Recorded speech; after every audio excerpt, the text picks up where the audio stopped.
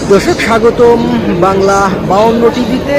ইতালির রাজধানী রোম থেকে আপনাদের সাথে রয়েছি মোহাম্মদ রফিক। প্রিয় দর্শক, দেখানোর চেষ্টা করব ইতালির রাজধানীর বুকে সবচেয়ে বড় লেক, এবং এই লেকটি পৃথিবীর বিভিন্ন দেশের টুরিস্টদের অতি পরিচিত একটি লেক। লেকের চারিপাশেই সৌন্দর্যের সরাসরি। রঙিন পানির উপরে খেলা করছেন বিভিন্ন প্রজাতির পাখি। ফুল ও পরিবেশ বন্ধু বিভিন্ন প্রজাতির গাছপালায় ঘেরা লেকের চারিপাশ। প্রিয় দর্শক, দৃষ্টিনন্দন এই জায়গাটিতে টুরিস্টরা খুব সহজেই আসতে পারেন। রোম ইন্টারন্যাশনাল টার্মিনাল থেকে মেট্রো যোগে ও গাড়ি করে খুব সহজেই আসেন টুরিস্টরা।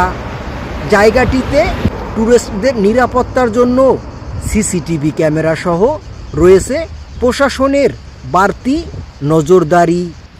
ইউরোস লাগো নামে পরিচিত এই জায়গাটিতে ঘুরতে আসা টুরিস্টদের মনে দোলা দেয়। এই এলাকাটির পাশেই রয়েছে পৃথিবীর কয়েকটি দেশের দূতাবাস। বাংলাদেশের দূতাবাসের অবস্থানও এই এলাকায়। রোম টার্মিনাল থেকে 409 নম্বর গাড়ি করে ও মেট্রো করে সহজেই আসা যায় এই রোম অ্যাম্বাসিতে। বাংলাদেশ সরকারের ক্রয়কৃত সম্পত্তি এই রোম অ্যাম্বাসিতে নিজ দেশের সেবা নিতে আসে প্রবাসী বাংলাদেশিরা। রোম অ্যাম্বাসি এবং মিলান অ্যাম্বাসিতে সপ্তাহে সোম থেকে শুক্র 5 দিনই ঢালাওভাবে সেবা থাকে।